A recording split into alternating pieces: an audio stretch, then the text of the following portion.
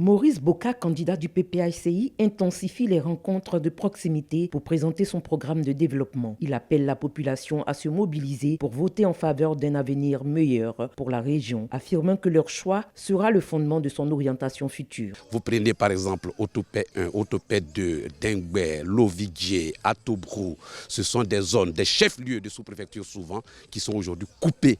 Il n'y a pas de route. Il y a aussi la pauvreté parce qu'il y a la mévente du cacao, il y a la mévente de l'EVA. Pour essayer, selon nos compétences, d'amener un minimum de bonheur et de prospérité à nos populations. Sylvain Afo, candidat du PDCI RDA, place le développement de la Niébitiassa au centre de son programme. Il déploie des efforts inlassables en parcourant hameaux, villages et communes pour partager sa vision de développement, mobilisant ainsi la population autour de son projet. Il faut passer par les élections locales pour en arriver en 2025 aux élections présidentielles.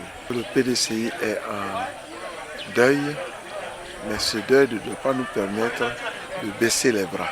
Nous avons exhorté la population civile et la population militante, des éléments mobilisateurs pour faire des votes utiles le 2 septembre.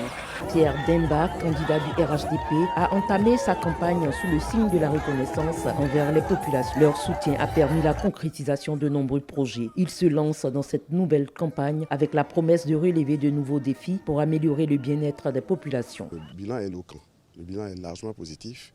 J'invite mes parents à se rassembler, mais surtout à nos frères qui nous regardent encore avec un peu de réserve, qui hésitent. Il est l'heure.